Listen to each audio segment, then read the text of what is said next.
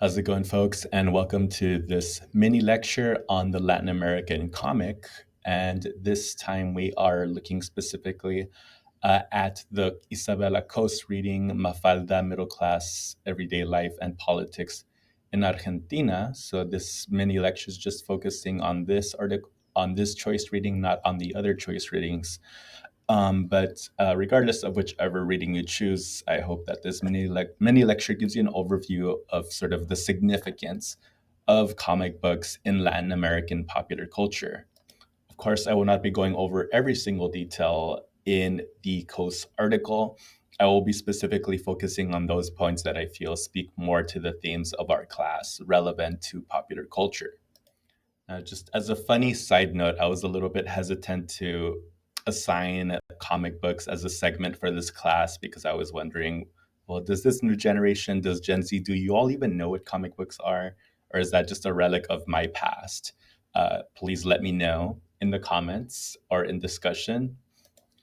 But regardless, let's get into it. I wanted to talk specifically about Mafalda because I believe that she is one of these comic figures that has gained notoriety not just in Argentina, but definitely outside of Argentina. Her comic books have been published in Mexico, in Chile, and many other parts of Latin America. And there's even been reprintings of her in the New Yorker here in the United States. And there have been, of course, even British newspapers and British media outlets that have published her works in the past. So if you are a Gen Z person who is not familiar with what comic books are, hopefully this serves a little bit as an introduction. Basically, it's how we watched cartoons, quote unquote, before television. So when in the absence of television adaptations, right, of cartoon figures, we had them depicted on paper, which you can read instead of watch. I know I'm being sarcastic here. I'm pretty sure most of you know what comic books are, but throwing in some humor there to keep in light with the theme of popular culture, right, which is to convey humor, right, through humor through critiques of society. Now, moving on. So I thought I would start off with some background on Mafalda as presented in the article. So as far as what is this, when did this comic originate, we learned that in 1964 it was published by Primera Plana, an Argentine magazine, and this was, of course, the launching of it. The author of Mafalda was Joaquin Lavado, whose pen name, he went by the name Kino. And we learned that the first time that Mafalda was published as a book, it was so popular that it sold out very quickly. We learned that by the conclusion of Mafalda, by 1973, hundreds of copies of this comic and the book adaptations of it were sold. And eventually, Mafalda was adapted into a film. For this class, I did provide a video clip of the Mafalda film. You can also, for those of you who don't speak Spanish or understand Spanish, the YouTube video should have subtitles available. Just make sure to click on the YouTube gear icon. For those of you on YouTube, I'll provide a link to it here as well in the description. And so we learned that Mafalda also would go on to attract readers in Mexico, Colombia, and Peru as well. And Mafalda was so popular in Argentina that in the capital city of Buenos Aires, there is a plaza with a comic strip's name. And we see that there's a statue of it here. So we can see here there's an image of, I'm sorry, there's also a statue of Manuelillo and also Susanita, who's also one of these key characters in the comic. And so essentially what this article does, it's trying, as I'll just to put it in the words of Coase, this article reconstructs the history of Mafalda with the aim of shedding light on the middle class in the 1960s Argentina, thus contributing to the study of this social class in Latin America. So again, looking at how is Mafalda representative of middle class society in Argentina? And perhaps we might argue a greater reflection of middle class society in Latin America in general. But as we will go on to see, many of the critiques of Mafalda go beyond just critiques of the middle class. We might argue that they reflect critiques of inequality and society in Latin America as a whole.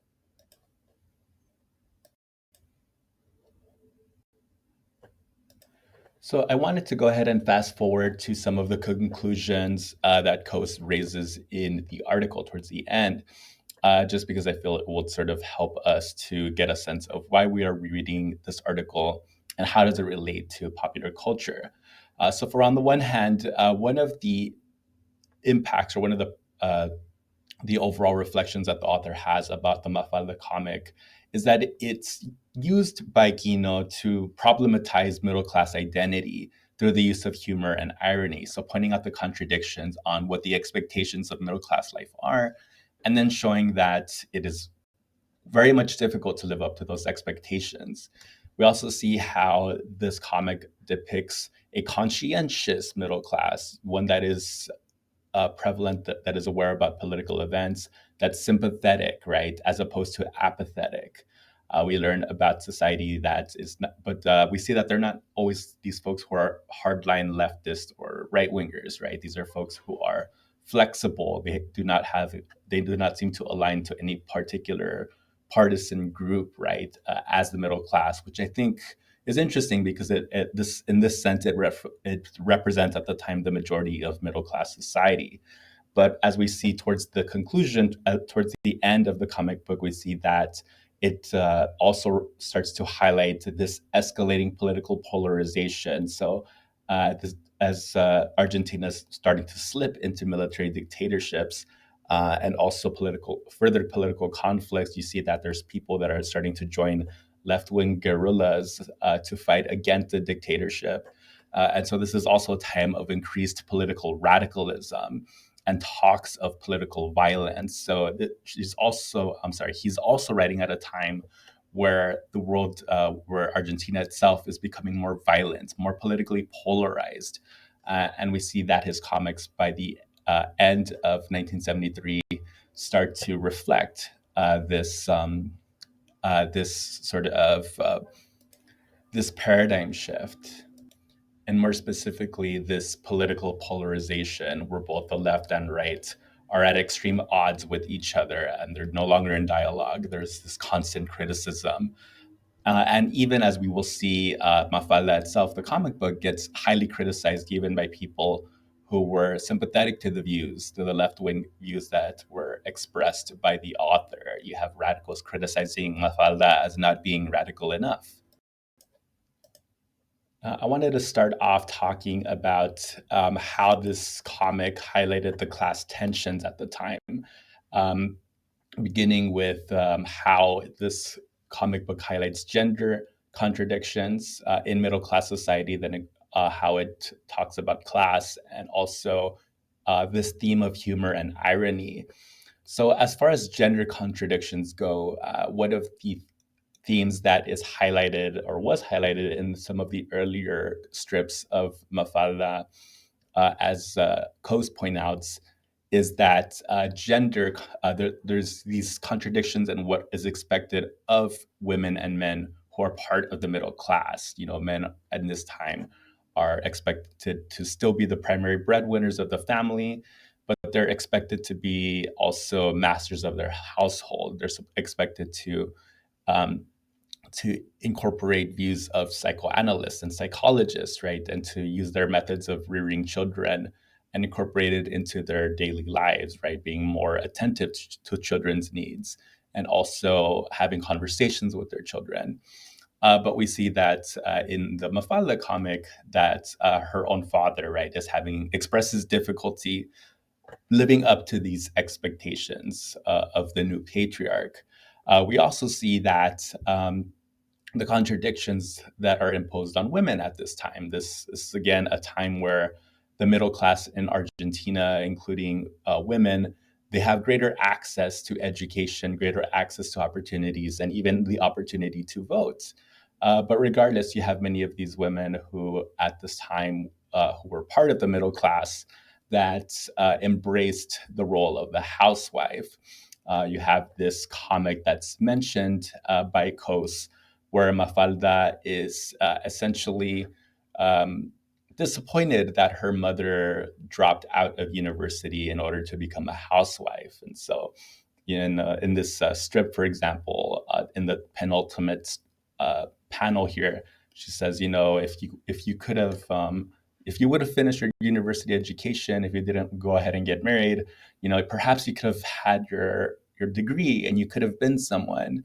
And as she's saying this, right, it provokes her mother to tears, right? Because again, Mafalda's not thinking, not trying to hurt her mother's feelings. She's kind of being optimistic, saying, wouldn't it have been nice if you would have gotten your degree, instead of relegating to yourself to just being a housewife? And it provokes her mother to go to tears, right, because of her unrealized opportunities. Um, and lastly, we see also this other example that's shown in the article, right, that's highlighting sort of the class contradictions, right? This is a time where there was in Argentina and throughout Latin America, and even also in the United States, we could argue, this was a time where the markers of middle class identity included owning a car. There was this sort of promise that if you were part of the middle class, you had easy access to owning a car, and having a car was that key sign of not just being middle class, but also being sort of similar to the upper classes, being similar to the bourgeoisie, or like the bourgeois society. But there were contradictions in that ideal, in that this was still a time where it was very much still expensive to own a car. That you even had people who were part of the middle class that did not pay for the car in full, right? They were making monthly payments. And for some folks who were considered part of the middle class, owning a car was still not possible, right? As we see in this image from the panel, right? This Here we see Mafalda as making this comment, this remark about being the kind of stupid middle class, so the clase media stúpida, referring to how sort of her and her mother have to walk, and they still do not have a car, despite the fact that they are part of the middle class. Um, and so, in that sense, we also see how this comic represents the middle class society being that they're unsatisfied with their current status, and all with not just their current status, but also expressing disappointment that they still cannot live up to the expectations of what their class is supposedly provides them with in terms of privileges and access to material goods like a car. So in this sense, right, it represents the humor. It uses humor to represent the irony and the expectations of middle class society.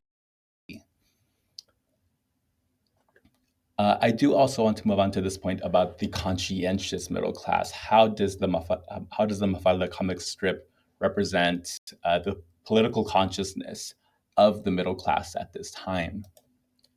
There was this infamous image of the Mafalda comic strip that has, I guess you could say, at the time, was very popular, and it was because this comic strip of Mafalda that was published in 1966. It was published when the dictatorship of General Juan Carlos Onganía began in 1966. And this was a time where we see that when this coup was put into power, this comic strip showed a dismayed Mafalda who was wondering what had happened to what she had been taught in school, right? She says, entonces eso que me enseñaron en la escuela, that which they taught me in school, what was that about? Or what happened to that knowledge? And here she's sort of highlighting the contradictions of how public schools at this time used to used to teach or extol the values of democracy. But at the same time, Gino here is highlighting the contradictions that even though the high school curriculum at this time was teaching students democracy, you have many school board authorities at this time who were announcing that they supported the dictatorship and that they were encouraging citizens to also support the dictatorship. So what's the point of teaching democracy, right, in our schools if we're not going to abide by democracy? Is essentially the message that is related in this comic strip. And what I find very interesting, that's mentioned here by Kosei, is that this was that many future political activists in Argentina will remember that same feeling that Mafalda expressed at this time. And I'm curious if some of them were impacted by the message in this particular comic.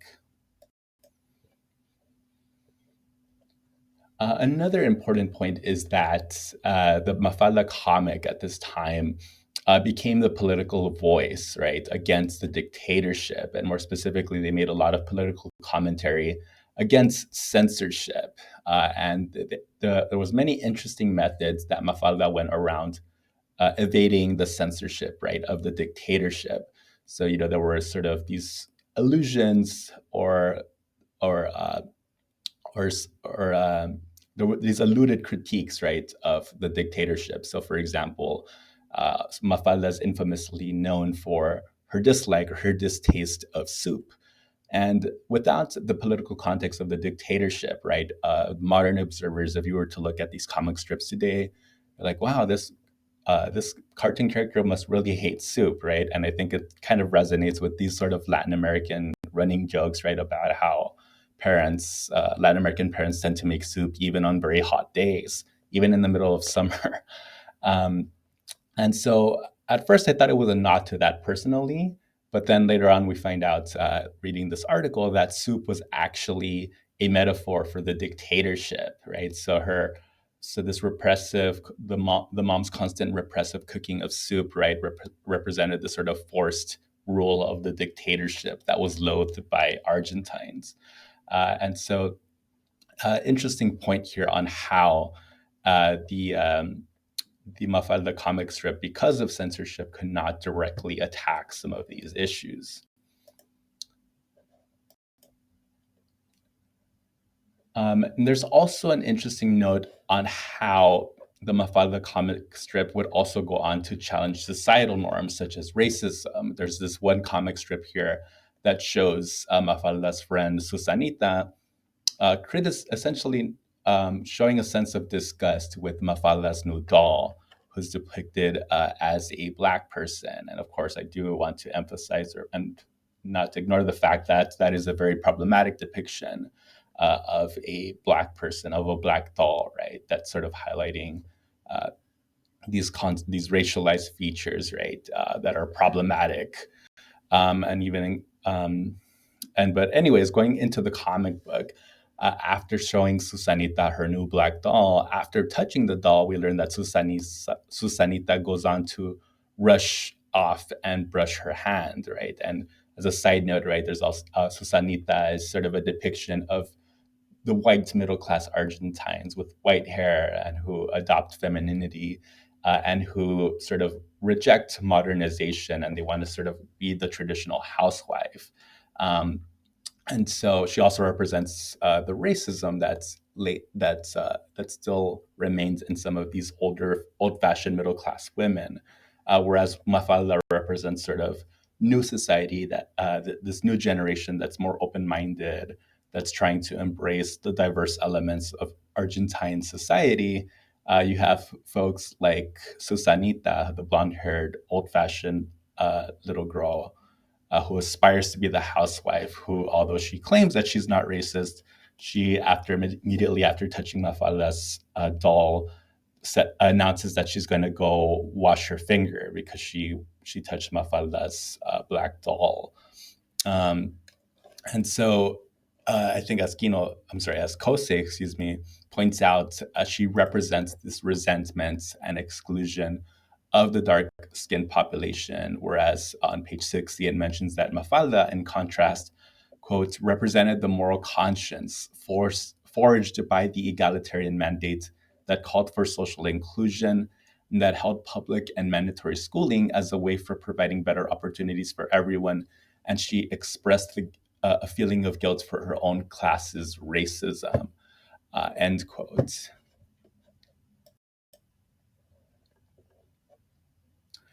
We also see that Mafalda is also used in many cases to challenge these dichotomies or depictions of South America as a third world nation, or as it challenges its status as being this sort of backwards population or backwards society. And we see that comically depicted in one of these comics, right? That in one of these comic strips that sort of flips this idea of Argentina being part of the third world, right, and sort of takes a comical spin on it. Um, so, for example, in this strip, right, her father points out where Argentina is on the globe, and so sort of the rationale that Mafalda comes up for why why why the South American nations are so underdeveloped is because their ideas are sort of falling, right? Because of the fact that it's upside down on the globe, that ideas were dropping out of them, and so we see that represented here. And an interesting point that Kosei makes here is that by making this point, or like kind of comically taking this idea of the underdeveloped third world and putting it on its head, Mafalda is, in that sense, abandoning these dichotomies of the Cold War that depicted Argentina as a quote third world nation, and in a sense, right, is defending the third world. Um, and so, just to quote Kosei, because Kosei says it better than I do. Uh, Kosei points out, upon finding her place on a globe, she comes up with her own explanation for the international order. The countries of the South were underdeveloped because, in their upside down position, they could not stop ideas from dropping out of them. The reasoning was expressed graphically in a symbolic inversion of the image, with everything in the panels drawn upside down. It implied an intellectual play on the idea that global powers define the categories with which we perceive the world and determine where the top and bottom of the world are located.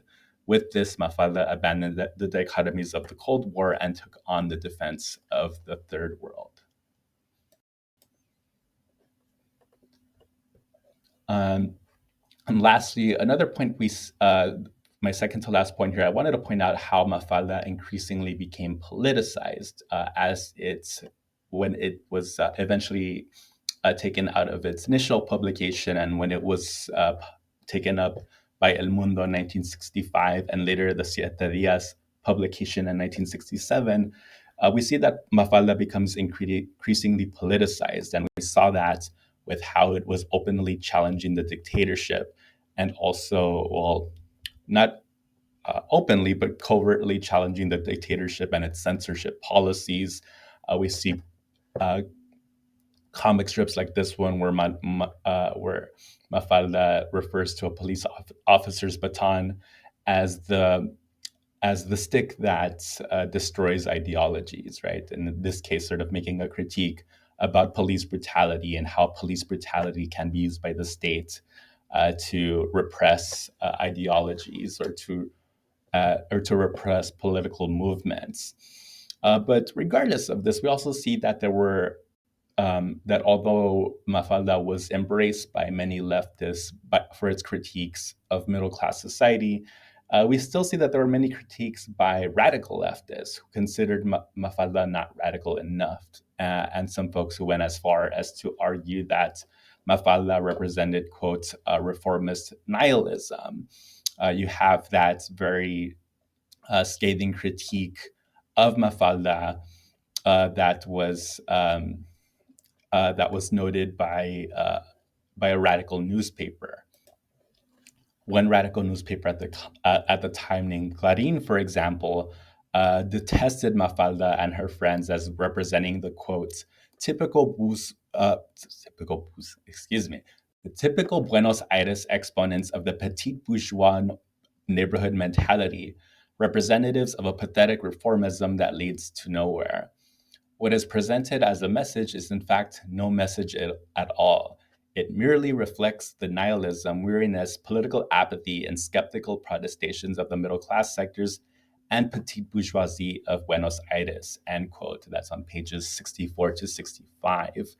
Um, and I find this interesting personally as somebody who myself, I've I've been involved, right, or and continue to be involved in political organizing and these sorts of critiques, right, of people not being radical enough or of popular cultural trends not being popular enough.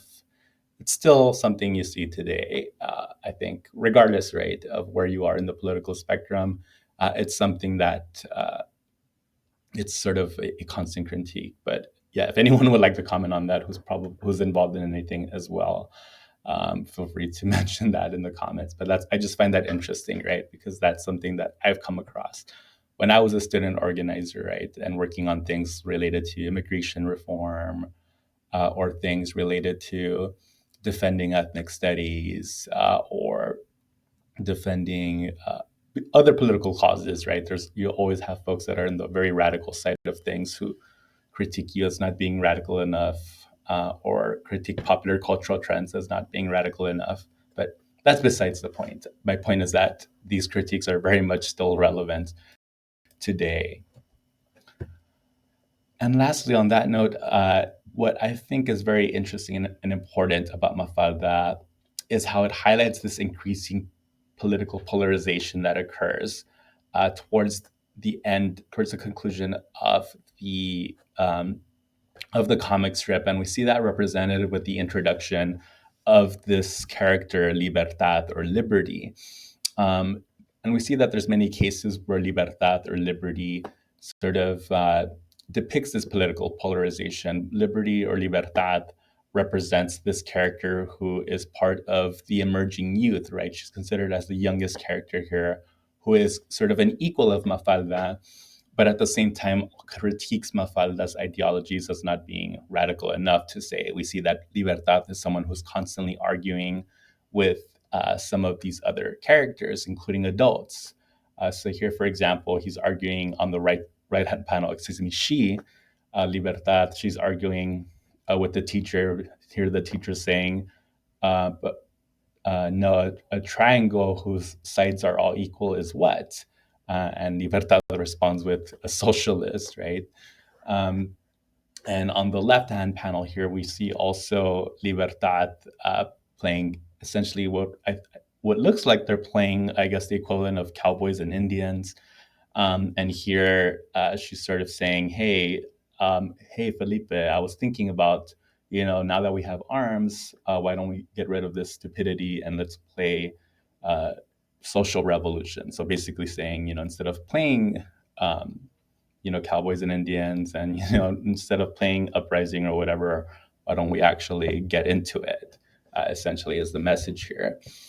And so, sadly, right, although we learned that this comic strip eventually ends in 1973, um, that that we see that over time, right, one of the things that Kino is trying to do with the comic strip is sort of try to bring these two sides together, right, in the sense that trying to encourage folks on the radical left to put their differences aside, right? There's a panel that's shown also that demonstrates Mafalda, for example, making peace with Susanita, right, who's considered her opposite, who sort of holds on to the more petit bourgeois ideologies, right, of middle class society.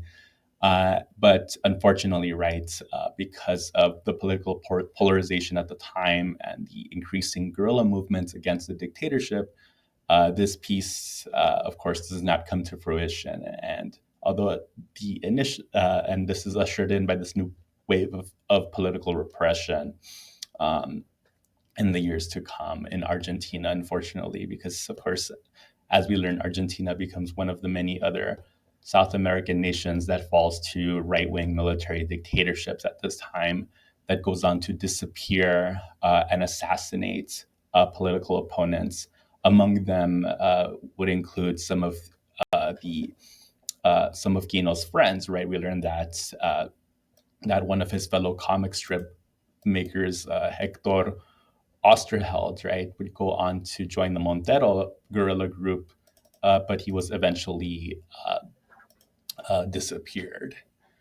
So that's it for now, and I will see you all in the next mini lecture. Thank you.